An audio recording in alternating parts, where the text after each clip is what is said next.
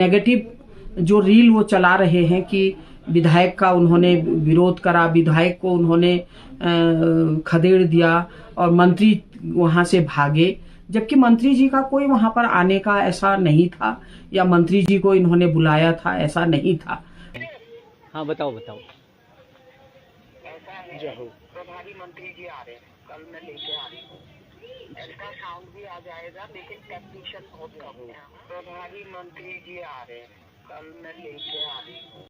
नमस्कार, मैं मोहित बिष्ट। दोस्तों, आज एक बार फिर बात करेंगे मिशन बेतालघाट आंदोलन की, जो 2 दिन पूर्व ही फिलहाल एक पड़ाव पर पहुंच चुका है कि यहां की जो स्थानीय विधायिका हैं सरिता आर्या जी, उनके द्वारा आंदोलनकारियों की 3 प्रमुख मांगों को स्वीकार करते हुए उन्हें पूरा करने के लिए 2 माह का समय मांगा गया है, जिसके बाद भूख हड़ताल फिलहाल समाप्त कर दी गई है।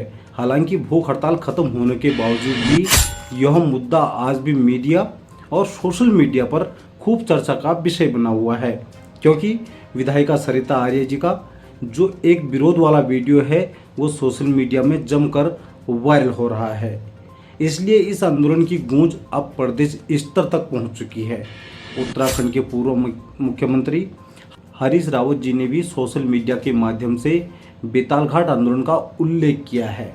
उसके बाद विधायक सरिता आर्या जी ने अपने पक्ष में एक वीडियो सोशल मीडिया पर बयान जारी किया है। नमस्कार, मैं नैनीताल विधायक। अभी 2-3 दिन पहले मैं बेतालघाट गई थी, जहां धरना प्रदर्शन हो रहा था।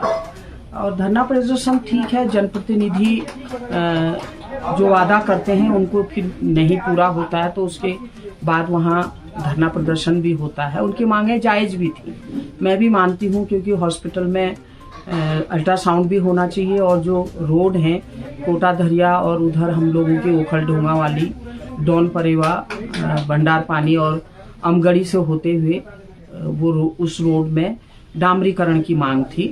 तो उसमें मैं गई थी, मुझे थोड़ा सा उन लोगों का आक्रोश भी झेलना पड़ा। वो जायज है, ठीक है, हम जनप्रतिनिधि हैं तो हमको आक्रोश भी झेलना पड़ेगा। लेकिन जब हमने धरना उनका तुड़वाया, उसके बाद उन लोगों ने वहां पर उन लोगों की कोई ऐसा नहीं, नेगेटिव रीलें तो खूब चला दे रहे हैं, लेकिन ये नहीं दे रहे हैं कि भाई विधायक आई यहाँ पर और वहां समझौता हुआ। हम लोगों ने उनसे कहा कि ठीक है, तुम्हारी मांगे मैं मानूंगी, मैं शासन में उसको मानी। मुख्यमंत्री जी ने भी 5 तारीख को जब मुख्यमंत्री जी आए थे, उनको भी हमने लिख के दिया। हमारा मंडल अध्यक्ष आए थे, उन्होंने भी उन रोडों के लिए लिख के दिया मुख्यमंत्री जी को, और मुख्यमंत्री जी ने भी उसमें तत्काल प्रभाव से प्रस्ताव के लिए लिख दिया था। तो हम लोगों ने कहा ठीक है, माननीय स्वास्थ्य मंत्री जी से भी बात करी कि भाई अल्ट्रासाउंड की भी डिमांड है। तो मैं ये चाहती हूँ कि उनकी मांगे हम लोगों ने लिख के, मैंने वहाँ पे कह दिया, टाइम मांगा है, पूरी कर दी। तो उसके बाद उन लोगों ने ये रिपोर्ट, ये नेगेटिव जो रील वो चला रहे हैं कि विधायक का उन्होंने विरोध करा, विधायक को उन्होंने खदेड़ दिया और मंत्री वहां से भागे, जबकि मंत्री जी का कोई वहां पर आने का ऐसा नहीं था या मंत्री जी को इन्होंने बुलाया था, ऐसा नहीं था। मैं वहां की विधायक हूं, मैं जनप्रतिनिधि हूं। मंत्री जी तो वहां पे कार्यकर्ता संवाद और अधिकारियों की बैठक लेने आए थे। तो इस तरह की नेगेटिव रिपोर्टें नहीं देनी चाहिए। जो पॉजिटिव है उसको भी आप लोगों से रिक्वेस्ट करती हूँ कि आप उसको भी चलाइए। और मैं जनप्रतिनिधि हूँ, मैं मानती हूँ कि हम उनको मांगों को, हमने टाइम मांगा है, हम पूरा करवाएंगे। तो यही मैं आप लोगों से रिक्वेस्ट करती हूँ। बहुत बहुत धन्यवाद। उनके द्वारा स्वीकार किया गया कि जो भी विरोध हुआ वो कहीं ना कहीं एक तरफ से उनका गुस्सा था और वो सही भी किया। हालांकि उन्होंने अपने बयान में एक चीज़ यह बोली कि मंत्री जी के भागने की बात गलत है, क्योंकि मंत्री जी का आंदोलन स्तर पर आने का कोई कार्यक्रम ही नहीं था। लेकिन असल बात तो यह है कि 18 जून को विधायिका जी ने स्वयं आंदोलन में बैठे हुए जिला पंचायत सदस्यों से फोन पर बातचीत करते हुए कहा कि वह मंत्री जी को भी साथ लेकर आएंगी। जो कॉल रिकॉर्ड हुई वो आप साफ सुना जा सकता है उसमें, या आप भी देखिए वीडियो। आप हमारे ही हो, हमको आप पराए नहीं हो। हम मतलब हमने विरोध तिल भर का भी किसी का नहीं किया। हमने आज तक आपको बताया, हम किसी के बैनर तले भी नहीं बैठे हैं यहाँ पे।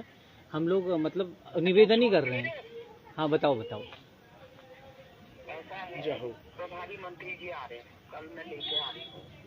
अल्ट्रासाउंड भी आ जाएगा, लेकिन टेक्नीशियन बहुत कम है। हाँ, हफ्ते में एक आधी दिन आएगा तो आएगा। हाँ, हम तो हफ्ते में कह रहे हैं, हम तो 15 दिन में एक दिन कह रहे हैं, आप हफ्ता कह रहे हो, हम 15 दिन कह रहे हैं, एक दिन हो जाए बस। हाँ भाई, एक दिन 15 दिन में एक दिन यहाँ, 15 दिन में एक दिन सियालबाड़ी। अब जब 19 जून को विधायिका और कैबिनेट मंत्री पहले आंदोलन स्थल पर पहुंचने के बजाय ब्लॉक परिसर में अपने कार्यकर्ताओं के साथ व्यस्त हो गए, तब तक आंदोलनकारी और क्षेत्र की जनता ने उनका काफ़ी ज़्यादा हद तक इंतज़ार किया। जैसे जैसे रात का समय बीतता गया, लोगों में नाराज़गी बढ़ती गई और विरोध के स्वर तेज होने लगे। इसी बीच मंत्री जी ने बेतालघाट ब्लॉक से ही मीडिया से आंदोलनों में जो मांग हो रही थी उस पर चर्चा भी की, लेकिन वहीं महज 2 किलोमीटर दूर आंदोलन स्थल तक वो पहुंचने के बजाय सीधे वहां से वो रवाना हो गए। इसी घटना को लेकर आंदोलन से जुड़े हुए लोग इसे भागना कह रहे हैं। यह बात सही भी है। जहां तक विधायक सरिता आर्या जी की बात है, उनकी एक विशेषता यह मानी जाती है कि वह आम आदमी की या आम लोगों का फ़ोन उठाती हैं और संवाद भी उनके साथ बनाए रखती है। यह उनकी सकारात्मक छवि का एक हिस्सा है। लेकिन वर्तमान परिस्थितियों में ऐसा प्रतीत होता है कि वह अपने कुछ निजी सलाहकारों और राजनीतिक रणनीतियों ने उन्हें ऐसे विवादों में उलझा के रख दिया जिससे उनकी जनछवि को प्रभावित होना पड़ रहा है। यदि विकास कार्यों की बात करें तो क्षेत्र में अक्सर पूर्व विधायक संजीव आर्या और वर्तमान विधायक सरिता आर्या के कार्यकाल की तुलना की जाती है। लोगों का मानना है कि पूर्व में भी भाजपा की ही सरकार थी, उसमें जो विधायक थे संजीव आर्या के कार्यकाल में कई जनहित से जुड़े विकास कार्य क्षेत्र में हुए थे, जबकि वर्तमान में भाजपा के कार्यकाल में ही अपेक्षित स्तर पर जनहित के बड़े कार्य दिखाई नहीं दिए हैं, बल्कि कुछ लोगों को निजी हित का फायदा दिया गया, कुछ लोगों को उसका लाभ दिया गया, लेकिन जनहित के जो कार्य हैं वो ना के बराबर रहे। हालांकि संजीव आर्य पर जनता के फोन ना उठाने का आरोप भी लगातार लगते रहे हैं। यही कारण है कि सरिता आर्या कहीं ना कहीं बड़ी जीत हासिल करती है। वहीं सरिता आर्या जी इस मामले में बेहतर मानी जाती है कि वो आम जनमानस के साथ सीधे फोन पर बात कर देती है। अतः लोकतंत्र में जनता ही सबसे बड़ी शक्ति होती है। मिशन बेतालघाट आंदोलन ने भी यह साबित किया कि जब जनता अपनी मूलभूत सुविधाओं और अधिकारों के लिए एकजुट हो जाती है तो फिर सरकार और जनप्रतिनिधियों को भी उस आवाज़ को सुनना ही पड़ता है। अब क्षेत्र की जनता की निगाहें उन आश्वासनों पर टिकी हुई हैं जो आंदोलन के दौरान दिए गए हैं। आने वाले 2 महीने में यह तय होगा कि आंदोलन केवल आश्वासनों तक ही सीमित रहा या वास्तव में धरातल पर भी कोई कार्य होगा। क्या बेतालघाट को उसका हक मिलेगा? क्या हॉस्पिटल में अल्ट्रासाउंड मिलेंगे? क्या कोटा दरिया सड़क जाएगी?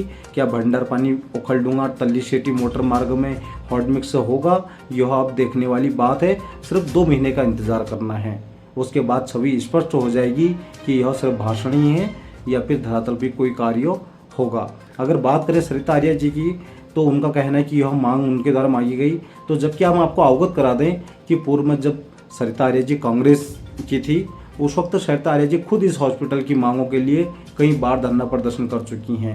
हालांकि आज वो इस बात से बेखबर हो रही हैं, लेकिन उन्हें यह भलीभांति जानना चाहिए कि जो बेतालघाट हॉस्पिटल की मांगें हैं वो आज पहली बार नहीं हैं, बल्कि दशकों से चलती हुई आ रही हैं, जब वो खुद कांग्रेस के कार्यकाल में वहाँ से विधायक थी। तो बहुत बहुत धन्यवाद। वीडियो अपने तमाम मित्रों को अवश्य शेयर कीजिएगा। जय हिंद, जय उत्तराखंड।